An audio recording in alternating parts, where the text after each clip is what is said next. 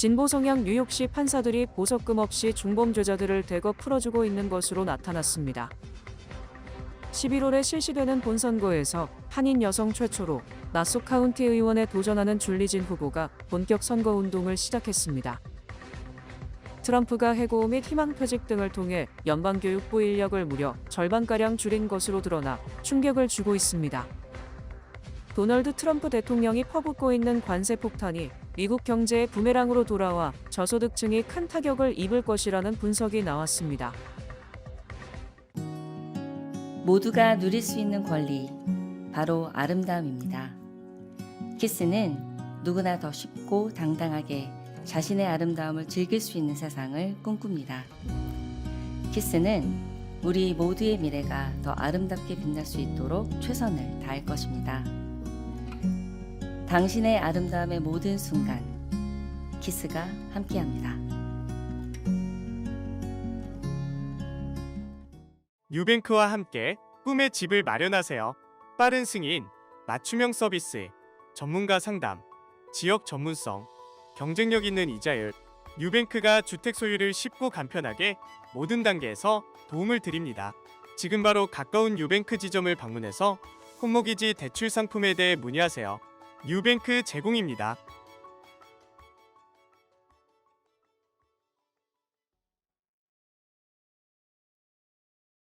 진보 성향 뉴욕시 판사들이 보석금 없이 강력 범죄자들을 대거 풀어주고 있는 것으로 나타났습니다. 뉴욕포스트가 지난해 1월부터 6월까지 뉴욕시 법원 행정국 자료를 분석한 결과 진보 성향 형사법원 판사들이 중범죄자들을 보석금 없이 풀어주는 것으로 나타났습니다.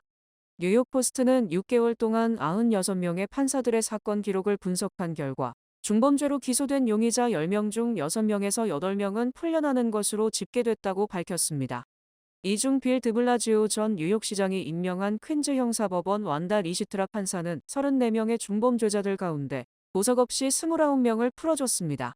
이 판사는 지난 2022년 전철에서 자신의 대변을 여성 승객 얼굴에 강하게 밀친 남성 용의자를 보석 없이 풀어줬습니다.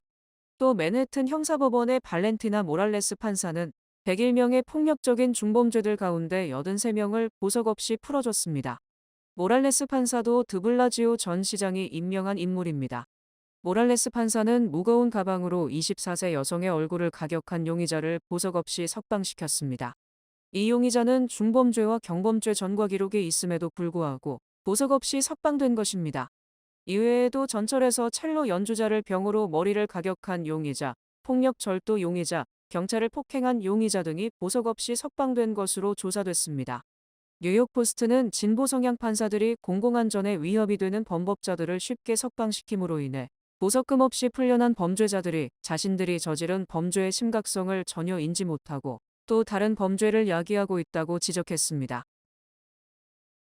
11월에 실시되는 본선거에서 한인 여성 최초로 나소 카운티 의원에 도전하는 줄리진 후보가 본격 선거운동을 시작했습니다.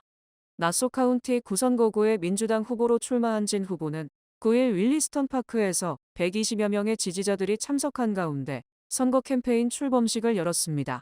이날 행사에는 존 리오 뉴욕주 상원 의원, 그레이스 맥 연방 하원 의원, 크리스틴 리오 노스 햄스테드 타운 의원 등이 참석해 진 후보의 출마를 지지했습니다. 진 후보는 본방송과의 전화 인터뷰에서 나소 카운티 구선거구는 최근 선거구 재조정으로 아시안 유권자들이 밀집된 선거구가 됐고 민주당에게 유리하게 돼 출마하게 됐다고 말했습니다. 이 선거구 역사상 민주당 후보가 승리한 적도 아시안 후보가 출마한 적도 없는 공화당 텃밭으로 이번 선거에서 승리하려면 아시안 유권자들의 절대적인 투표 참여가 필요하다고 강조했습니다. 근데 이번에 처음으로 해외 사건이 한 지도에 들어가 있어요. 제가 지금 회장을 하면서도 그게 저한테 굉장히 큰 도움이에요. 거기에다가 이 지도가 에이전들이 34%가 돼요. 34%가 에이전들이니까 이번에 처음으로 에이전을 밀면 maybe 그게 우리가 붙을 수가 있으니까 누구나 할 거면 저가 꼭 한번 해보고 싶었어요. 진 후보는 지난해 선거에서 톰 수오지 연방 하원의원 선거 캠프에서 아시안 디렉터를 역임하고 뉴욕주 민주당 위원회와 해릭스에서 교육위원으로 활동한 경력이 있습니다. 올 선거에서 당선되면 진 후보는 나소 카운티 의회 역사상 최초의 민주당, 최초의 여성, 최초의 아시안 아메리칸 의원이 됩니다. 진 후보는 지금은 나소 카운티 의회에 새로운 리더십과 비전이 필요한 때라며 커뮤니티의 다양한 목소리와 요구를 반영하는 의정 활동을 펼칠 수 있도록 한인들의 적극적인 지지와 관심을 당부했습니다. 첫 번째는 우리 에이전들 위해서 우리가 representation이 참 중요하니까 저 같은 사람이 그런 데 들어갈 수 있다면 우리가 할 수 있는 것이 이 나라에서 뭐가 없어요. 우리가 다 할 수 있죠. 다 같이 일을 하면서 저가 하고 싶은 것은 우리 에이전들을 무시하지 못하게 우리가 할 수 있는 것을 다 보여줄 수 있게 거기에다가 저가 누구나보다 백인이나 흑인이나 누구나보다도 저가 열심히 일을 할 거고 누구나보다 더 잘할 거라고 저가 보여주고 싶어요.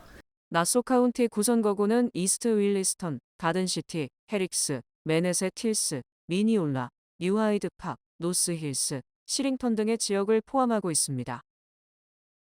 트럼프가 해고 및 희망퇴직 등을 통해 연방교육부 인력을 무려 절반가량 줄인 것으로 드러나 충격을 주고 있습니다. 연방교육부는 11일 시니어급 직원들을 포함 모두 1,315명을 해고한다고 전격 발표했으며 이는 올해 초 전체 교육부 인력 4,133명의 3분의 1에 달하는 것입니다. 현재 연방교육부는 희망퇴직을 통해 이미 572명이 퇴직했고 수습 직원 63명의 계약이 종료됐음을 감안하면 어제 해고된 1,315명을 더하면 약 2,000명가량 전체 인력의 절반이 줄어든 것입니다. 연방교육부는 또 뉴욕, 보스톤, 시카고, 클리브랜드 등에 소재한 연방교육부 지역사무소의 사무공간 임대 계약도 취소했다고 밝히는 등 사실상 교육부 해체 수순에 돌입한 것으로 풀이됩니다. 이에 앞서 린다 맥마흔 교육부 장관은 지난 3일 직원들에게 행정적 낭비를 없애고 교육정책 권한을 주정부에 이양하는 것이 우리의 최종 임무라며 대대적 감축을 예고했었습니다. 이처럼 트럼프 행정부가 사실상 교육부를 없애려고 하는 것은 미국이 주정부들의 연합, 즉 연방제에 기초한 국가이기 때문입니다. 미국 헌법은 연방정부는 국방과 외교, 즉 군대를 유지해서 국가를 지키는 임무에 주력하는 반면 주정부는 자체 치안, 즉 경찰을 동원해서 범죄를 막는 한편 교육에 대한 책임을 지도록 하고 있습니다. 주지사와 각 도시의 시장이 경찰 총수를 직접 임명하고 이들에 대한 명령권을 행사하는 것도 헌법에 따른 것입니다. 바로 이 같은 연방정부와 주정부의 고유 권한에 따라 트럼프 행정부는 교육은 주정부의 책임이라며 연방정부 예산 절감을 위해 교육 관련 부처와 공무원을 없앤다는 것입니다. 하지만 교육은 국가의 백년대계로서 주정부가 교육에 대한 책임을 지더라도 50개 주 전체를 아우르는 큰 틀의 교육 정책이 필요하다는 점에서 트럼프 행정부의 교육부 폐지는 교육에 대한 포기라는 비판을 받고 있습니다. 또 교육부는 지난 1979년 연방의회가 제정한 법에 따라 설립됐으며 아무리 대통령이라고 하더라도 연방의회 승인 없이 연방기관을 일방적으로 폐지할 수 없습니다.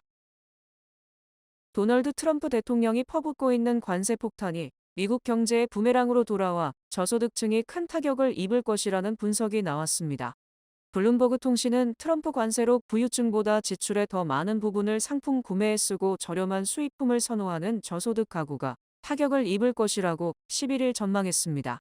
뱅크 오브 아메리카와 BNP 파리바 은행 분석가들은 2월 CPI 보고서에 중국산 가구, 의류, 전자제품 등에 대한 추가 관세 영향의 초기 징후가 나타날 것으로 보고 있습니다. 이미 시행에 들어갔거나 앞으로 몇 주 안에 시행될 중국, 캐나다, 멕시코산 수입품에 대한 관세가 식료품, 휘발유, 전기 등의 가격에 미칠 영향도 대부분 몇 달 안에 체감될 것으로 예상됩니다. 타깃, 베스트바이 등 대형 유통업체들은 관세로 인해 가격 인상이 불가피할 것으로 보고 있습니다. 앞서 브라이언 코넬 타깃 최고 경영자는 지난주 CNBC 방송 인터뷰에서 겨울철 멕시코에서 수입하는 과일과 야채 등에 대한 여러 대비책을 세우고 있지만 25% 관세가 부과되면 가격이 오를 것이라고 말했습니다. 연방법원이 에릭 아담스 재판에 대한 구두심리가 더 이상 필요 없다며 구두심리 일정을 취소, 사실상 기소취하를 승인할 것으로 전망됩니다. 아담스 시장의 뇌물수수 혐의 기소취하 승인 여부를 심리 중인 뉴욕 남부연방법원은 제3자 조언자가 즉각 기소를 취하하는 것이 마땅하다고 권고함에 따라 사실상 기소취하 승인 쪽으로 가닥을 잡은 것으로 추정됩니다. 이 같은 추정이 가능한 것은 제3자 조언자 기소취하 조언 뒤에도 이에 반대한다는 청원이 잇따르고 있으나 어제 오후 재판부가 더 이상의 구두 심리가 필요하지 않다며 기존 구두 심리 일정을 무기한 연기했기 때문입니다. 즉, 재판부가 더 이상 구두 심리가 필요하지 않다는 입장을 서면으로 밝힌 만큼 조만간 재판부는 연방검찰의 기소 취하를 승인할 것이 확실시됩니다. 로버트 케네디 주니어 연방보건복지부 장관이 주요 식품 대기업들에게 제품에서 인공색소를 전부 제거하라는 최후 통첩을 전했습니다. 크래프트 하인즈, 제너럴 밀스 등의 회원사들을 둔 소비자 브랜드 협회가 회원사들에게 보낸 이메일에 따르면 케네디 장관은 10일 미국 주요 식품기업 고위 간부들과 가진 회동에서 자신의 임기를 마치기 전에 음식에서 인공색소를 제거하는 것을 최우선 과제 중 하나로 삼고 있다면서 식품업계가 자발적으로 해법을 강구하지 않는다면 직접 조치에 나설 것임을 명백히 했습니다. 협회 측은 당국이 식품업계에 기대하는 구체적인 내용과 업계가 해결책을 제공하는 과정에서의 장애물을 제거하는 것을 HHS가 어떻게 도울 수 있을지에 대해 HHS 측 당국자들과 논의해 나갈 예정이라고 덧붙였습니다. 이날 회동에는 시리얼과 요플레 등으로 유명한 제너럴 밀스와 펩시코, 크래프트 하인즈, WK 켈로그 등의 고위 간부들이 참석했습니다. 캐나다가 뉴욕주에 수출하는 전력요금을 25% 인상하려다 트럼프 대통령의 관세 25% 추가 부과 엄포에 놀라 결국 꼬리를 내리고 말았습니다. 캐나다 온타리오주는 뉴욕주 등 3개 주에 수출하는 전력요금을 트럼프 대통령의 관세 부과 수준인 25% 인상할 것이라고 발표했고, 트럼프 대통령은 이에 격분, 어제 오전 전격적으로 캐나다의 기존 25% 관세 부과에 이어 추가로 25%를 더 부과 50%로 인상할 것이라고 밝혔습니다. 트럼프 대통령은 트루스 소셜의 캐나다산 철강 및 알루미늄 제품에 대해 12일부터 적용할 관세 25%를 2배로 올려 50%로 부과하겠다며 초강력 대응에 나섰습니다. 사태가 이렇게 되자 결국 캐나다 정부는 뉴욕주 수출 전력요금 25% 인상 계획을 중단한다고 밝혔고, 트럼프 행정부 역시 12일부터 추가로 부과할 25% 관세는 일단 시행하지 않겠다고 한 발 물러섰습니다. 결국 트럼프 대통령이 캐나다에 관세를 부과하자 캐나다는 동일 관세 부과 및 전력 수출 요금 인상으로 맞섰고, 트럼프 대통령이 더 강경한 조치를 발표하자 캐나다가 꼬리를 내렸고 미국도 물러선 것입니다. 이에 따라 미국이 캐나다에 당초 부과한 25% 관세는 오늘부터 시행됐고, 캐나다의 전력 요금 인상은 중단, 미국이 일단 판정승을 거둔 상황입니다. 하지만 트럼프 대통령이 툭하면 관세 인상을 외치고 돌아서면 이를 유보하는 등 예측 불가능한 갈지자 행보를 함으로써 지구촌 전체가 불확실성에 신음하고 있습니다. 미국과 캐나다의 관세 갈등이 첨예화되면서 캐나다를 51번째 주로 병합하겠다는 트럼프 대통령의 주장이 단순한 농담이 아니라 실제로 그가 원하는 것이란 분석이 제기되고 있습니다. 트럼프 대통령은 어제 캐나다의 관세 2배 부과를 선언, 전력 요금 인상 중단을 이끌어낸 뒤 다시 한번 캐나다가 미국에 편입돼야 한다고 강조했습니다. 트럼프 대통령은 트루스 소셜에 올린 글에서 캐나다가 우리의 소중한 51번째 주가 되는 것만이 합리적인 길이며, 이렇게 되면 모든 관세와 다른 모든 걱정이 사라지게 될 것이라고 주장했습니다. 트럼프 대통령은 캐나다는 국가안보에 대한 비용을 거의 지출하지 않고 있으며 미국의 군사적 보호에 의존하고 있다. 우리는 캐나다에 연 2천억 달러 이상의 보조금을 주고 있는데 이런 상황은 더 이상 계속될 수 없다고 경고했습니다. 트럼프 대통령은 캐나다가 51번째 주가 되면 캐나다 국민의 세금은 크게 줄어들고 군사적이나 다른 측면에서 훨씬 안전해질 것이며 더 이상 북쪽 국경도 걱정할 필요가 없다. 세계에서 가장 위대하고 강력한 국가가 되는 것이라고 말했습니다. 트럼프 대통령의 이 같은 발언에 대해 그동안 농담이거나 아니면 경제적 측면에서 유리한 위치를 선점하기 위한 엄포로 간주됐지만, 동일한 주장이 반복되는 것은 물론 점점 구체성을 띠면서 트럼프가 캐나다 합병을 자신의 최대 지적으로 삼으려 한다는 분석이 나오고 있습니다. 트럼프 대통령은 캐나다에 대한 압박을 강화하기 위해 현재는 사실상 한나라처럼 통행이 가능한 캐나다인의 미국 입국에 제한을 가하기로 했습니다. 뉴욕타임스는 30일 이상 미국을 방문하는 캐나다인에 대해 미국 정부에 등록을 하도록 하는 방문자 등록법을 적용할 것이라고 보도했으며, 캐나다 정부도 이 같은 통보를 받았다고 밝혔습니다. 연방 하원이 11일 공화당 주도로 임시 예산안을 처리함에 따라 14일로 다가온 셧다운을 피할 수 있을 것으로 예상됩니다.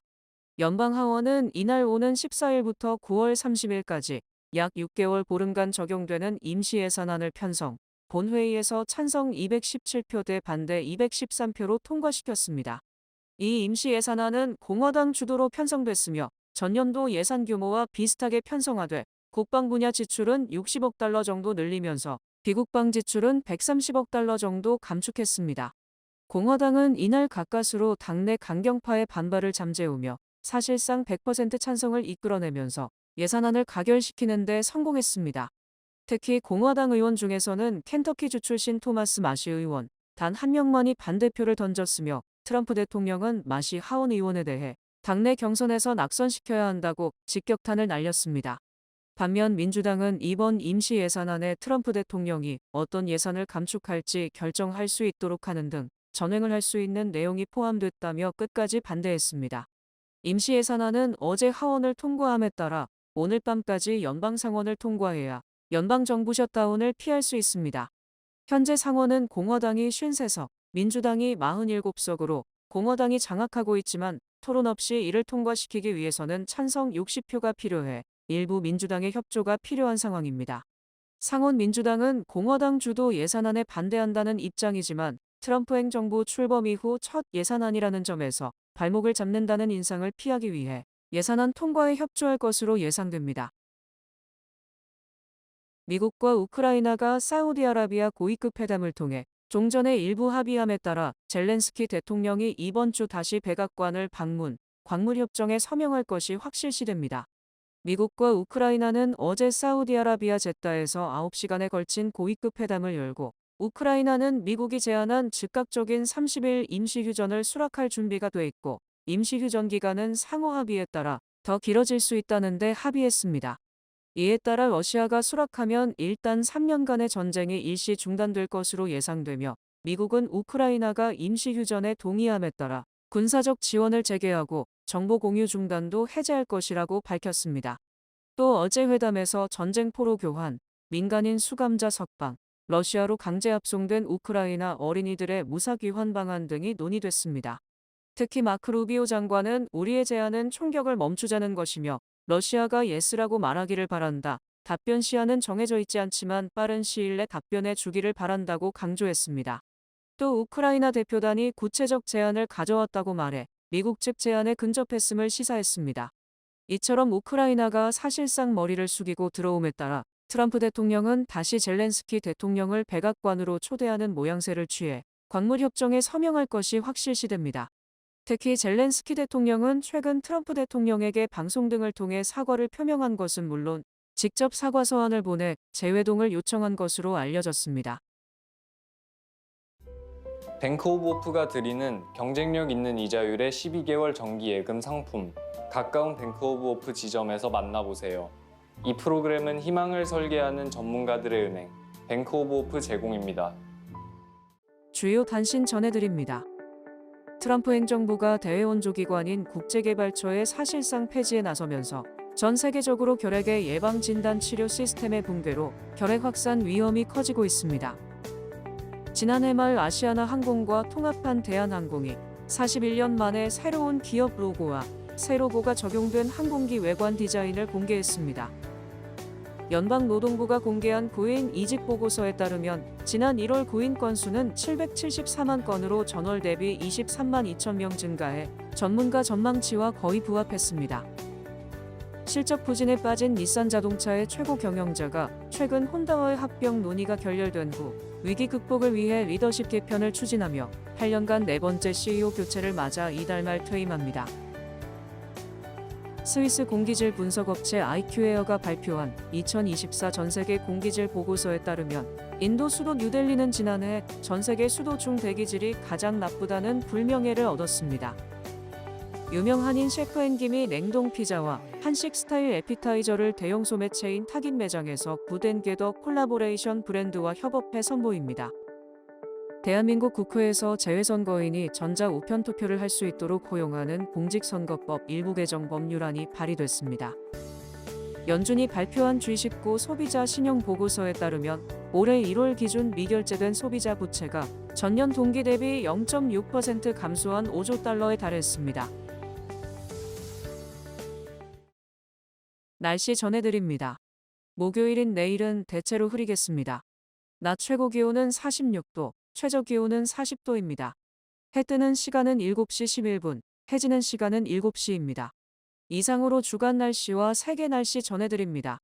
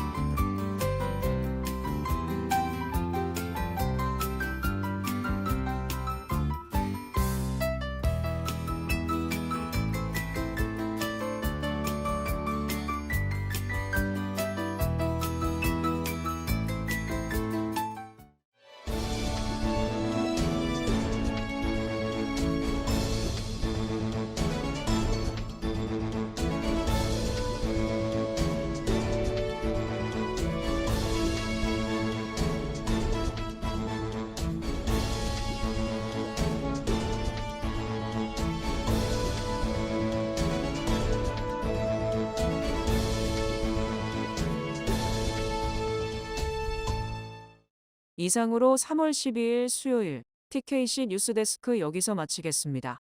시청해주신 여러분 고맙습니다.